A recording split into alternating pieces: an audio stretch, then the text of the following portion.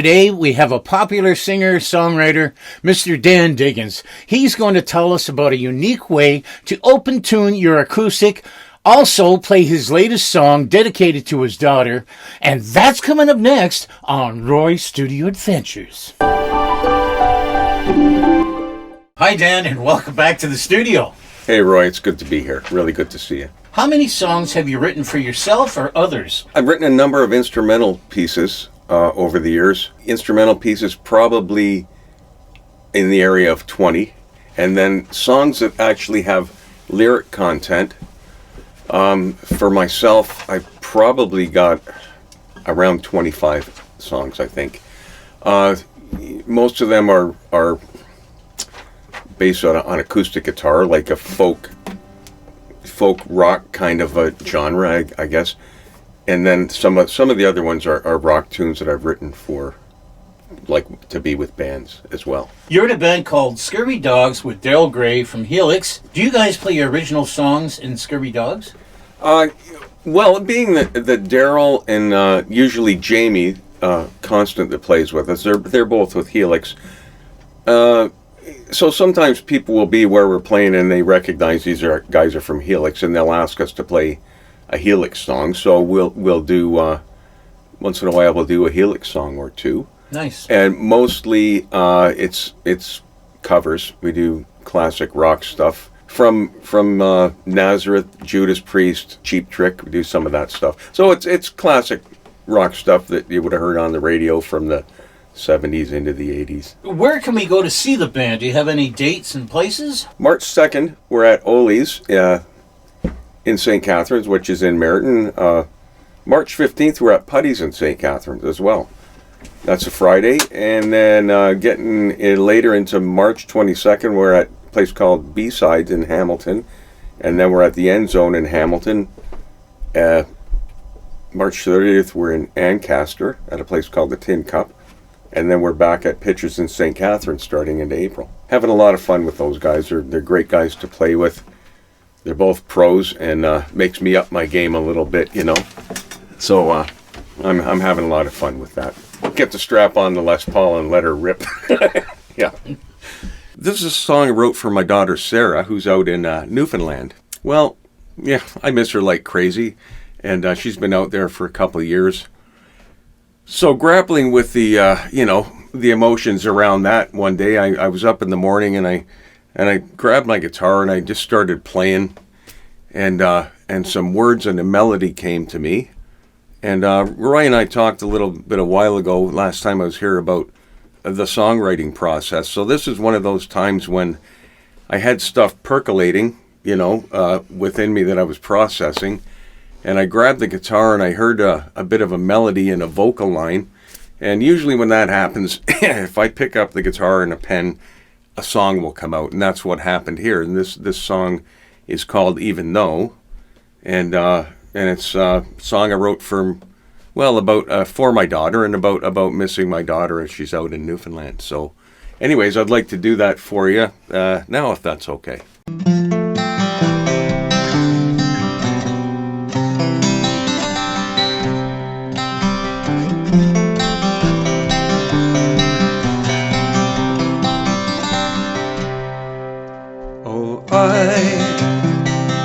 Can't seem to get you off my mind. Oh, I just need to know that you're alright. Sometimes I just want to feel you close, even though you are so far away.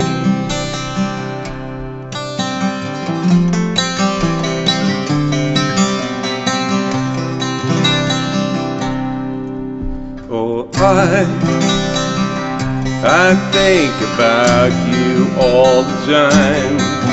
Your smile can make the fading light shine. Sometimes I want to jump into my car and drive until I'm where you are. I close my eyes and see the times we walked along those hills. And though the tides keep moving, the memories stay still.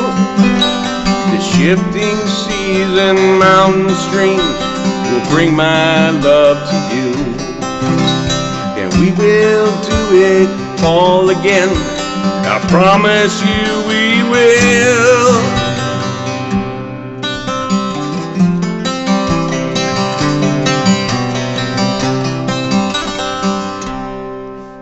Oh, I think about you all the time. Your smile can make the fading moonlight shine. Sometimes I just want to feel you close, even though you are so far away. Even though you are so far away.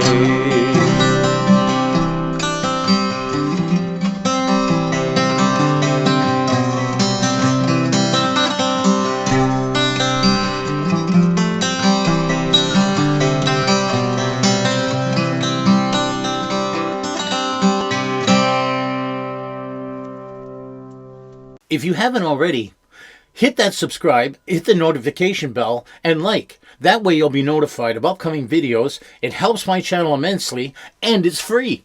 Now, I know there's a story. Tell us about your guitar.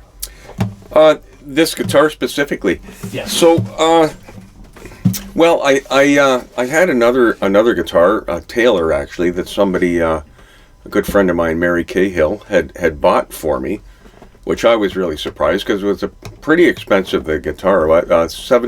Into the 700 series of Taylor's, a 714, and it was a beautiful guitar. Playability wise, just amazing, and it did sound great. It was a really nice guitar. I can't knock Taylor, they're a nice instrument, but for some reason there was something about it that just didn't move me. And it ended up sitting under the bed a lot, and I wasn't playing it.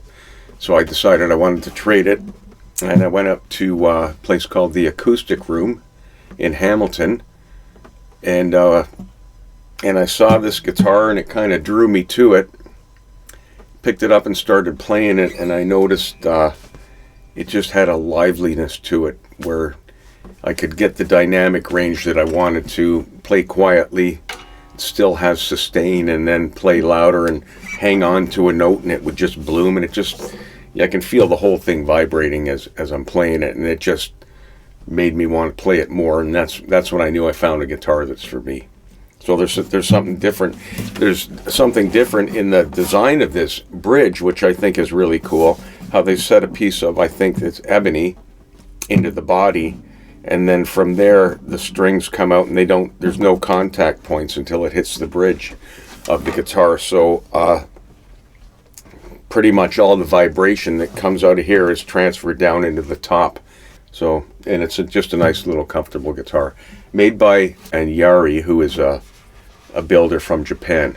I don't think he's still alive, but they're handmade in Japan. So this was handmade at the Yari factory in Japan. Well, Dan, I'd like to thank you very much for coming out to Roy's Studio Adventures.